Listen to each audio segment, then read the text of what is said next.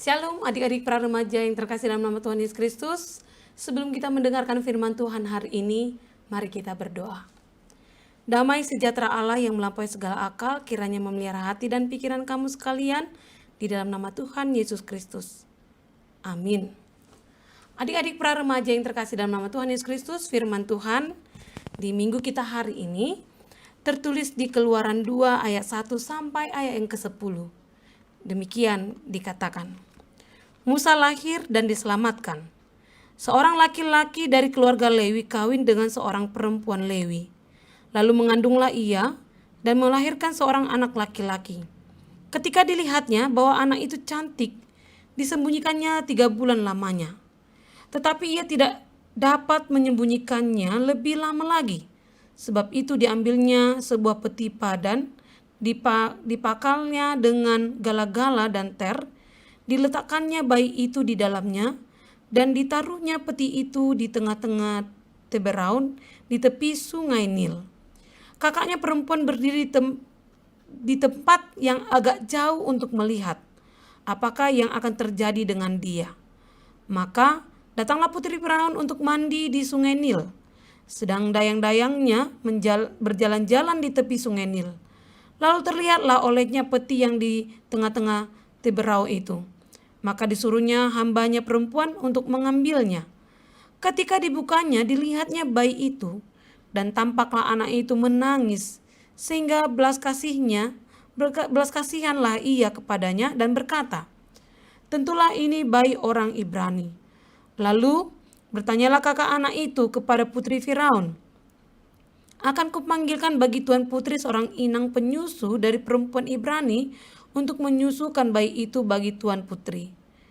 Sahut putri Firaun kepadanya, "Baiklah." Lalu pergilah gadis itu memanggil ibu bayi itu. Maka berkatalah putri Firaun kepada ibu itu, "Bawalah bayi ini dan susukanlah dia bagiku, maka aku akan memberi upah kepadamu." Kemudian perempuan itu mengambil bayi itu dan menyusuinya.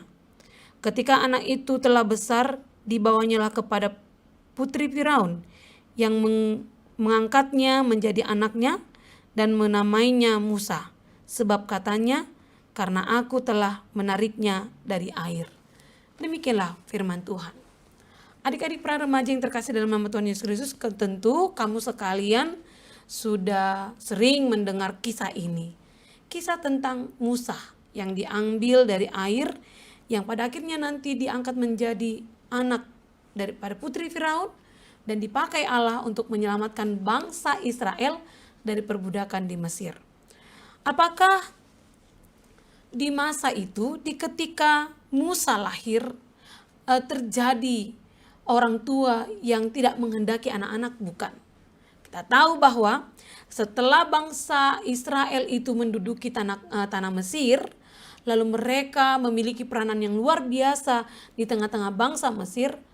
Raja Firaun dan para orang-orang yang tetuanya khawatir suatu hari nanti bangsa Israel itu bisa menguasai bangsa Mesir. Jadi sehingga kekhawatiran mereka itu berprasangka buruk terhadap orang-orang Israel. Jadi untuk menghindari atau mengantisipasi supaya tidak terjadi kelak bangsa Israel menguasai orang-orang Mesir, maka Firaun dihasut oleh orang-orang lain, orang-orang perdana menterinya, orang-orang pentingnya, orang tangan kanannya, untuk memutuskan supaya bangsa Israel itu menjadi budak di Mesir.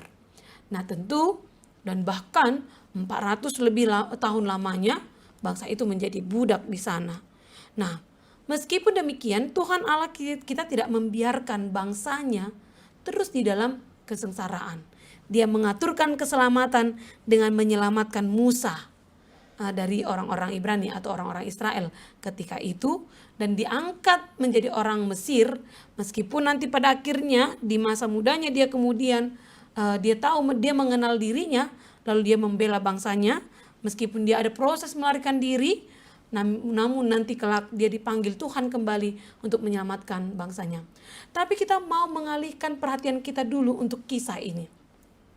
Kira-kira adik-adik para remaja, apakah ketika Musa dibuang di atas air, lalu ketika dia dibuang itu di atas sungai itu, adalah sebuah kebetulan putri orang Mesir itu, putri Firaun itu sedang mandi di sungai? Apakah itu adalah sebuah yang kebetulan? Ternyata tidak. Tahukah kamu, setelah dikatakan selama 3 bulan lamanya, si Musa itu disembunyikan oleh ibu kandungnya. Karena memang ketika itu ada kebijaksanaan setiap anak laki-laki harus mati dan dibantai, dibunuh. Lalu ibunya itu selama 3 bulan itu mempelajari situasi bagaimana untuk menyelamatkan anaknya. Jadi bisa kita pahami bahwa ternyata kasih orang tua itu adalah kasih yang memikirkan segala sesuatu yang terbaik. Sama seperti mamanya Musa. Dia memikirkan yang terbaik untuk anaknya. Bagaimana menyelamatkan anaknya. Jadi 3 bulan itu dia pelajari. Dia memprediksikan hari apakah Tuan Putri akan berada di sungai Nil. Kapankah katanya. Lalu ketika sudah dia pelajarinya, nah dia tahu hari ini Putri Firaun akan mandi di air sungai. Baru dia menghanyutkan Musa di atas air. Dia menghanyutkan. Lalu dia suruh kakaknya. Orang tuanya tidak hanya merencanakan sesuatu, tetapi dia mengawasi juga. Dia suruh kakaknya awasi dulu.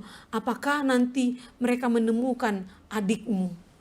Nah betul, atas pengawasan orang tua dan rencana-rencananya, akhirnya Musa diselamatkan. Dan bukan hanya itu, sampai akhirnya Musa itu lepas susu dari ibunya, dia tetap dirawat oleh ibunya dengan cara yang aman. Karena memang kakaknya itu setelah dilihatnya si adiknya diambil oleh putri Firaun, lalu dilihatnya menangis karena kelaparan, tentu karena kelaparan, lalu si kakak itu bilang, aku mengenal seorang Ibrani, biarlah aku carikan seorang inang atau ibu yang bisa menyusuinya. Tentu yang dia panggil adalah ibunya sendiri. Ternyata itu semua adalah di dalam rencana orang tuanya. Ada yang mau kita pelajari melalui firman hari ini. Semua orang tua di muka bumi ini selalu berusaha merencanakan yang terbaik. Yang terbaik bagi anak-anaknya. Dengan seluruh kemampuannya. Jadi adik-adik para remaja juga harus memahami bahwa orang tua kita itu sudah melakukan yang terbaik bagi kita. Dari seluruh kemampuannya. Mungkin orang tua si Anu bisa memberikan yang lebih daripada apa orang tua memberikan bagimu. Tapi bukan menjadi alat bagi kita untuk menyatakan, oh orang tuanya lebih sayang pada dia daripada orang tuaku kepada aku. Tidak. Karena orang tua akan selalu berusaha melakukan yang terbaik. Sama seperti ibu daripada Musa ini. Dia melakukan yang terbaik.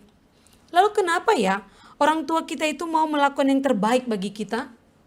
Karena ada harapan yang diberikan, yang ditanamkan oleh orang tua kita bagi hidup kita.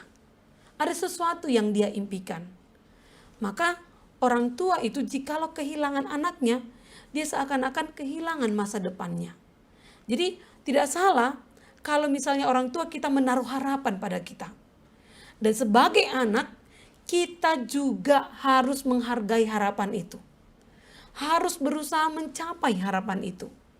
Coba kamu bayangkan atau kamu pikirkan dulu. Apa yang diharapkan oleh orang tuamu padamu? Dan saya yakin dan seyakin-yakinnya harapan itu tentu akan baik untukmu dan orang di sekitarmu, bahkan masa depanmu. Karena memang orang tua selalu mengharapkan yang terbaik bagi anak-anaknya. Lalu apakah harapan orang tua itu sejalan dan seturut dengan harapan Tuhan? Ya, sama seperti orang tua dari Musa di dalam teks ini. Harapannya menyelamatkan Musa supaya Musa kelak bisa menjadi manusia yang bermanfaat. Dan Tuhan memberkati rencana dari orang tuanya Musa sehingga Musa dipakai Tuhan pada akhirnya menjadi penyelamat, mengeluarkan bangsa Israel dari tawanan orang Mesir. Adik-adik, para remaja yang terkasih dalam Tuhan Yesus Kristus, kamu juga sedang diberikan harapan oleh orang tuamu yang juga di dalam perananmu, di dalam misi Tuhan menghadirkanmu di dunia ini. Jadi lihatlah, kalau orang tua kita mengharapkan kita menjadi anak yang pintar supaya nanti kelak aku menjadi orang yang berguna. Kalau kita berguna bukan hanya berguna untuk diri kita, bukan juga hanya untuk orang tua, tapi berguna bagi seluruh ciptaan Tuhan dan orang lain. Dan itulah kenapa manusia digambarkan segambar dengan dia. bermanfaat, berguna, menolong bagi orang lain. Seperti Tuhan kita juga menolong kita sebagai ciptaannya. Jadi adik pra remaja, ingatlah, firman hari ini mengajarkan kita bagaimana menghormati orang tua kita yang selalu merancangkan yang terbaik bagi kita. Dan melihat harapan-harapan mereka, harapan orang tua kita, harapan Tuhan dalam hidup kita. Lalu dengan bersekukuh, berusaha memenuhi harapan-harapan itu. Dengan demikian, engkau menjadi anak-anak Allah. Jadi, tetaplah semangat belajar, tetaplah melakukan yang terbaik, latih dirimu, terus mendengarkan firman Tuhan, agar engkau mampu memenuhi harapan-harapan orang tua kita, terlebih memenuhi harapan Tuhan yang terjadi melalui hidupmu. Amin, kita berdoa. Terima kasih Tuhan Allah Bapa atas firman yang kami dengar hari ini. Biarlah firman-Mu itu Tuhan menjadi kekuatan bagi kami. Ingatkan kami Tuhan bahwa di dalam hidup kami, Tuhan mengharapkan sesuatu yang baik. Maka pakailah kami Tuhan sama seperti Engkau memakai Musa. Pakailah juga kami Tuhan untuk menjadi jalan keselamatan bagi sesama kami. Dan ajarkan kami Tuhan untuk menghargai orang tua kami, yang selalu melakukan memikirkan yang terbaik bagi kami. Agar ke depannya Tuhan kami menjadi anak-anak Allah, pewaris kerajaan-Mu. Berkati juga para pelayan, orang tua, para guru-guru pra-remaja, sekolah minggu, pelayan di tengah-tengah gereja. Biarlah semua pelayan-pelayan-Mu Tuhan, Engkau pakai menjadi cara-Mu untuk menyatakan firman-Mu Tuhan yang akan dihidupi oleh adik-adik pra-remaja ini, sehingga mereka bertumbuh di dalam iman dan kuat menjalani hari-harinya sampai kepada harapan-harapan itu terpenuhi dalam hidup mereka. Terima kasih ya Allah Bapa, banyak dosa yang kami lakukan. Ampuni kami Tuhan agar kami seturut dengan harapan Tuhan dalam kehidupan kami. Di dalam nama Yesus Kristus kami berdoa dan mengucap syukur. Amin.